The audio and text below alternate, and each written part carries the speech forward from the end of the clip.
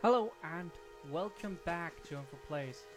Last time we checked this Miller who asked us to talk with some guy who had been overly threatening about stuff. And I think I'm just gonna start exploring the city first, or the town first. Seems like not a very big town, but it kind of weirds me out that he decided to put the entire town in one map. Okay, another town called Ratrix Keep. Attacked by what? As you near, you feel a vibrant history contained in the essence of this man's soul. Voices from its past seem to call out to you. You see a large crowd gathered in the middle of a courtyard. This man stands in the midst of them, a cloak pulled over his head, holding it closed around his neck. The crowd has congregated around a platform and they all watch, transfixed as a man is led to the platform flanked by two city guardsmen.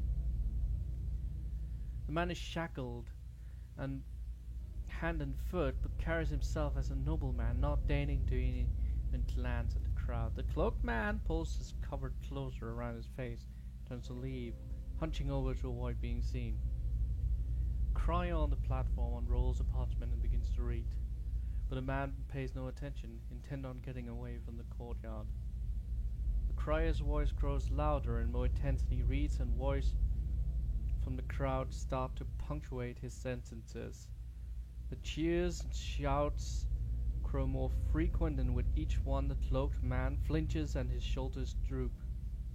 He breaks from the crowd, coming to the edge of the courtyard, as the crier reaches the end of his proclamation. The crowd grows silent again, save for the occasional shout. The man turns to look at the platform, seeing his father kneeling before the block, neck exposed. The executioner moves into position, lifting his axe to strike. The man turns suddenly, unable to watch. There's a wet thunk, thunk, and the crowd breaks into cheers and applause. He leans against the wall, regaining his composure, then straightens up. With obvious resolve, he strides off, away from the crowd and his legacy.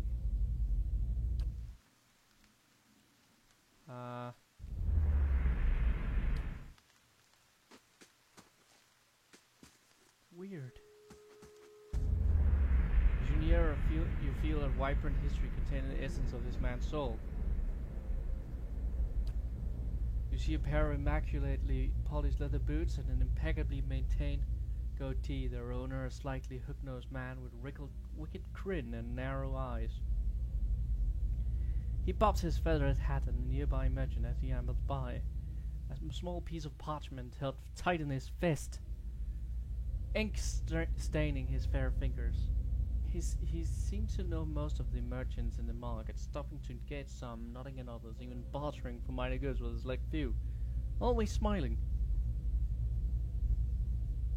Laughing and exchanging jibes, he approaches a heavy-set Maua, smile plastered stiff across his face, and jokes about the weather. She jokes back, subtly palming him several gold coins. When he walks away with the paper in his hand, it's gone. The paper in his hand is gone, and the smile on his face far more genuine. He tips his cap at her, winking, and trundles off with a new spring in his step. Why can't I just talk to them? Okay. Why can't I talk to these two?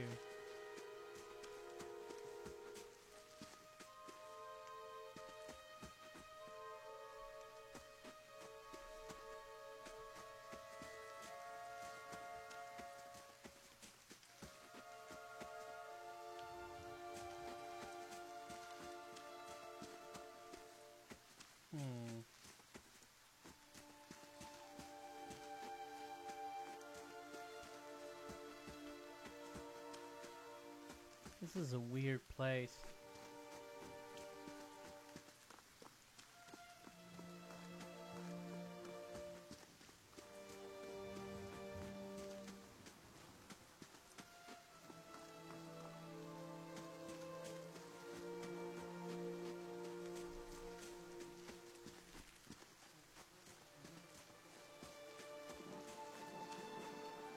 scattered between the roots of braces of twine and bead. Wilting flowers and notes half erased by the rains.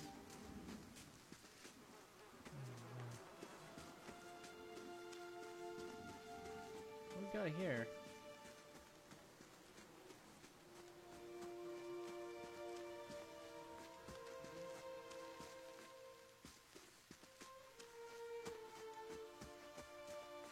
Not exactly the fucking paradise we were promised, is it?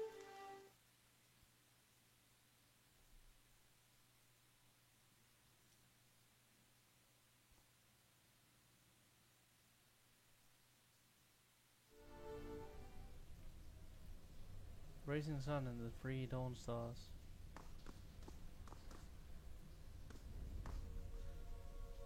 A man lies resting against a wall lit by the dim illumination of the fading sconces. He has a gaunt fox-like aspect and his face is pale and damp with sweat.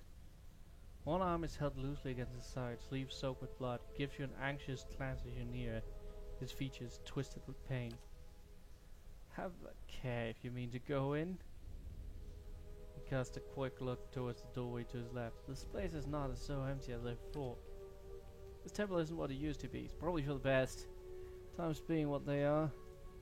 Groans in just position, Winston. I'm not looted if that's what you're thinking. Not one of the faithful either. Just want to do some good, I suppose. Got my arm clawed up for it. Glance you early. Maybe you'd have better luck. Better luck with what? The man points a finger upwards.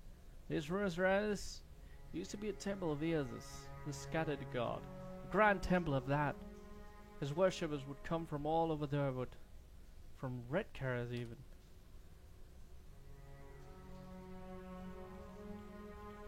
Go on. Once the legacy started, Lord Raedric decided he'd been too lenient on the Azosians. He had his people go in and put them to the sword, left them down there, buried under a heap of rock. After that, Raedric ordered the temple sealed. It's been years like that, up until recently.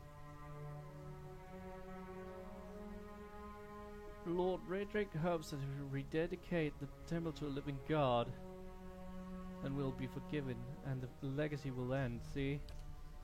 But until then, the temple is as you see it, unguarded. There's where you come in. Those priests.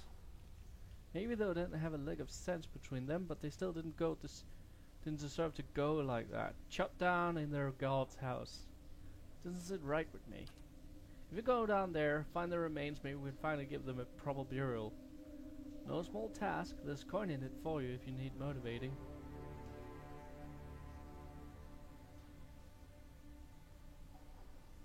I take it you aren't supposed to be in here. Well, I meant to be in and out, nice and quick. I'm not there hurting anyone, it's just Lord Raedric's forbidden anyone having anything to do with the scattered god. It'd be a little harder to explain to him than to you. It's a good cause though, isn't it? And you could make some coin in the process. I'll do it. Then by the flame I owe you a good turn. But listen, the temple's been sealed off for so long it's crawling with creatures. But if you get past them, the priests would have been down on the lower floor. They'll be there still if they're anywhere. Those priests has all sorts of secret chambers. Switches in the walls, trick sconces, that kind of thing. Keep an eye out and take care down there. I wouldn't want to have to send someone else after your remains. I'll wait here by the stairs and keep a lookout. Maybe try to patch myself up some.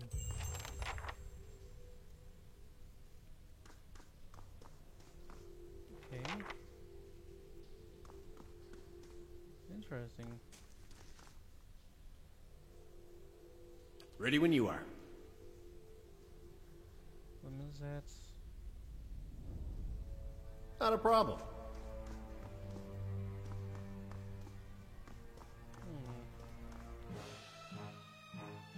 What is that? Will-o-wisp.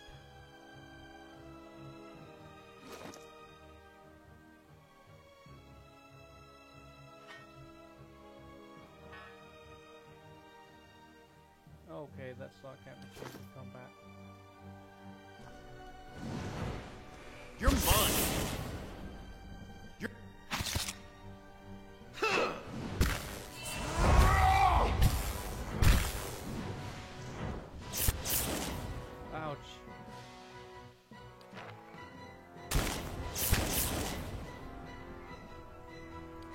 Okay, well, that kind of killed me off.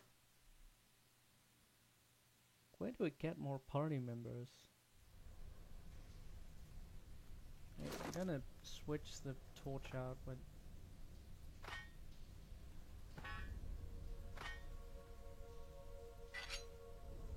There we go.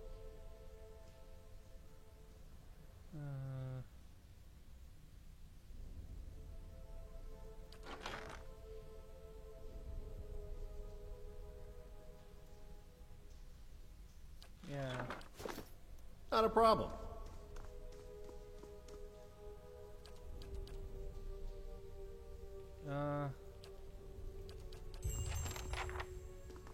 Okay.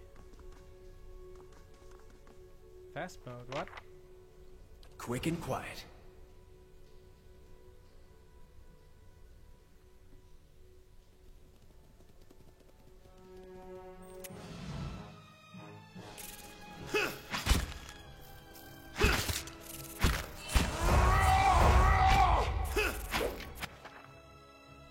Really?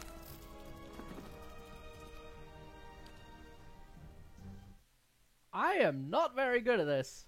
Holy shit. Maybe there's a way to get more party members. Hopefully. I mean, it's.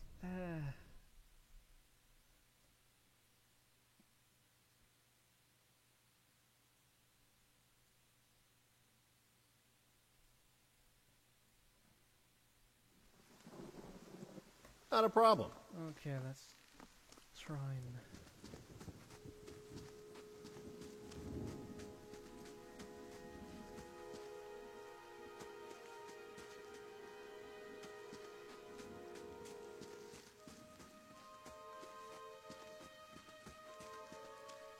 Okay, let's see. Quest, journal, visions and whispers.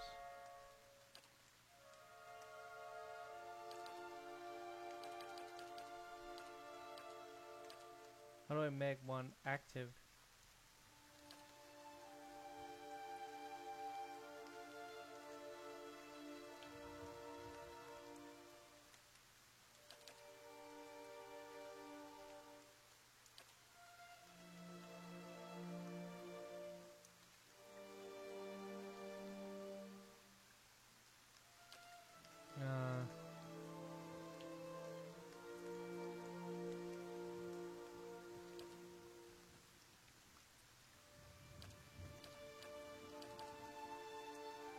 I've spoken to Trumbull, Miller of Gilliwell. He fears his family will come under attack from a group of villagers who insist he'd charge them unjust prices for grain. He is going to speak with Svemu. Is likely to be in the inn.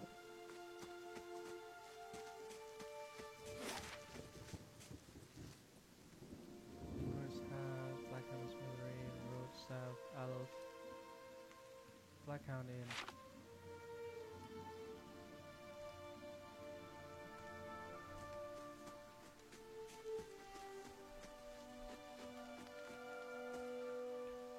You see four people gathered by the door to the inn. Their raised voices and chopping gestures suggest an argument reaching its climax. The first figure raises his hands for calm. His face is partially obscured by a hood. His height and stature suggest an elf. I meant no offense. Let's put this matter to rest over a round, shall we? My treat. Hoping to soothe our pride with a few Adira coppers, eh? We don't need your coin. What's going on? One of the other men points at the hooded elf. His eyes are red from drink, but his gaze focused. Morgan see when he while he shelters in our village. Just goes to show you what these fancy Adir manners are worth. We don't take to that kind of treatment, not from foreigners, especially not from Adirians. Go on. Say it again. I'm itching for an excuse. Fie, you're itching for the kindling touch of your sister, you cocksfeather! I'll cut that barrel-licking tongue out of your head. This is a misunderstanding. I didn't say whatever it is you think I said. We've nigh quarrel. That's where you're wrong. I don't think attacking him is such a good idea. Why is that? Because then you'll have me to deal with? Look at each other. One of the men gives the other two a warning shake of his head before turning to you. We're done for now, but this one better watch your step around here, because we're not going anywhere.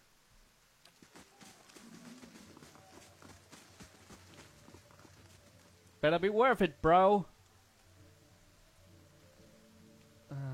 Not quite how I hoped to get to know the neighbors.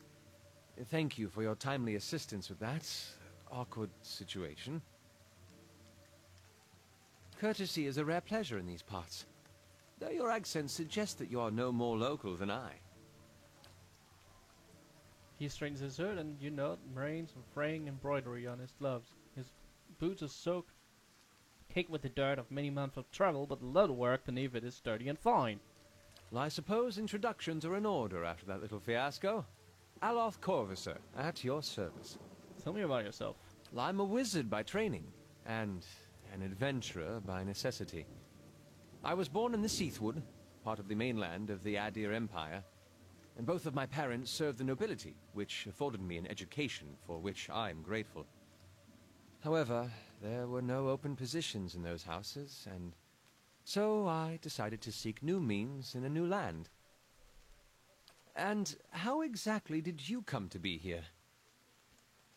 I was traveling with a caravan. We were separated near some ruins. In Gwithan Ruins? Oh, those can be dangerous places during the best of times, which these are not. In half the locals would arrest you for trespassing, and the rest would kill you outright. I'm curious, what exactly did you find there? Several hooded figures operating a strange machine. Apparently assessing your earnestness. Finally, he gives you a clipped, awkward laugh. You do manage to find yourself in rather interesting predicaments. How did you manage to cross those free guys?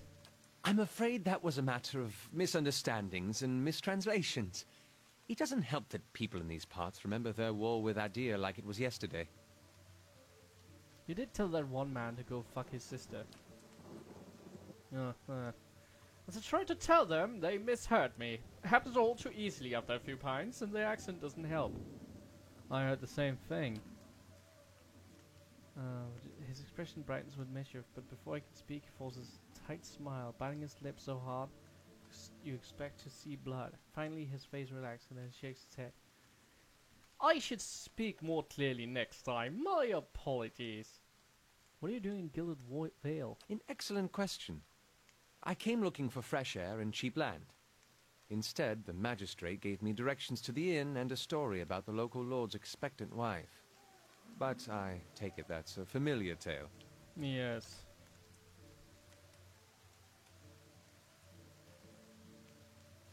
I'm looking for an expert on souls. Indeed. The local lord has searched far and wide for similar specialists. He has rid himself of them almost as desperately. I expect that such expertise would be best sought. Don't necessarily look like a settler. Begging your pardon, but neither do you. Yet, circumstances can find a person in the strangest of places. I should get going. As should I, given recent events. It's just as well. I've had enough of the watered wine and lumpy beds at the inn. They say even the owner tired of the place. Just up and left one day. It explains quite a lot about the upkeep. Perhaps I could join you. I could use a change of scenery, and I find it's better to travel in numbers. So do I. Let's go. Excellent.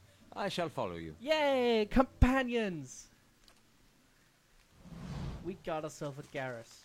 Alright. That is definitely just Garrus. Let's try and go back to that weird ruin then. Maybe he can...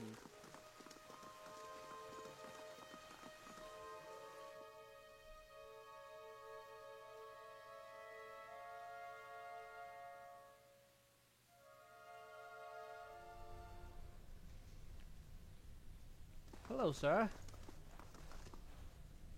Yeah.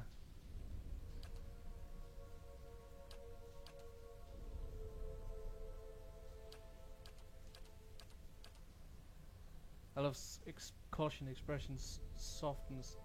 Pleasant surprise to see that someone around here has a shred of respect for the dead. And by the flame, I owe you a good turn. Okay, bloody boody bee. Greetings.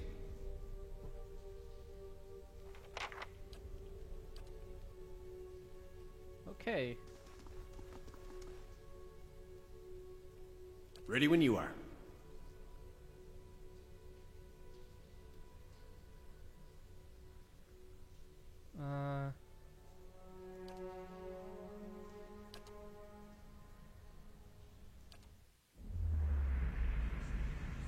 Oh!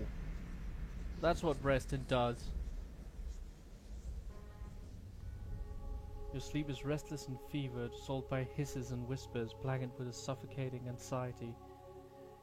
You open your eyes to awaken and find yourself in front of Gilded Vale's gallows tree, the creaking of its ropes flowing loud on your mind until the sound is deafening. Hanging from the tree is an old dwarf woman whose face is shriveled inward like mouldering fruit. You? Her head hangs limply to one side. As you look at her, she looms larger and larger in your mind, until she's mere inches from your face. Suddenly her head snaps up and her eyes open, and they're empty, and behind them is vast nothingness that makes your stomach drop. Her mouth slowly parts, and with a ghost of rancid air she speaks a word. Watcha! You jolt awake. The foul smell of the dwarf woman's breath still permeating your nostrils. Sweat runs down your face and thick droplets in your skin is soaked from head to toe. You remember the woman. You remember seeing her decaying face when you spoke with the magistrate. He called her an animancer. Though it fills you with a new queasy apprehension, you feel a strange compulsion to see this woman once more. If only to confirm she's truly dead. But again, 464 experience. Weird! Not a problem.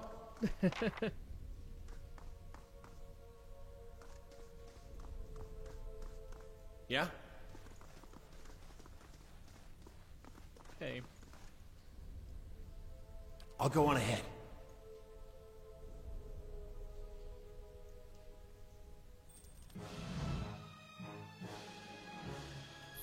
Kill it. You're...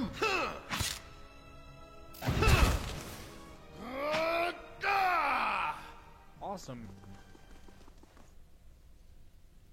Let's see. Initiates notes. Camping supplies. Good.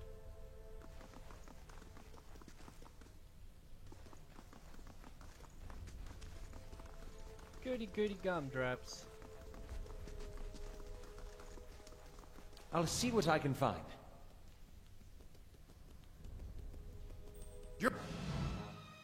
You're mine.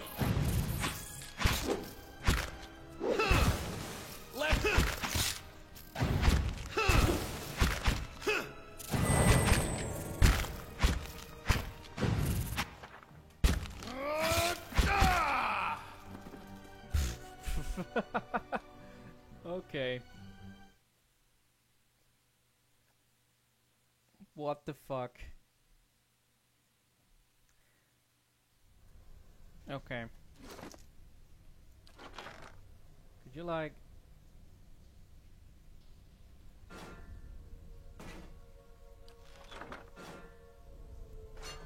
There we go.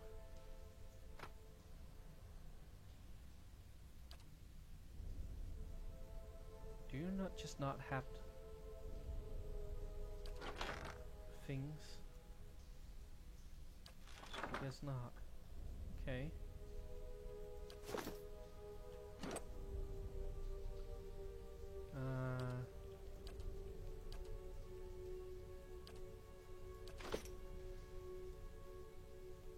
Character, journal, inventory, map, stronghold. Not a problem. Let's have this conversation again.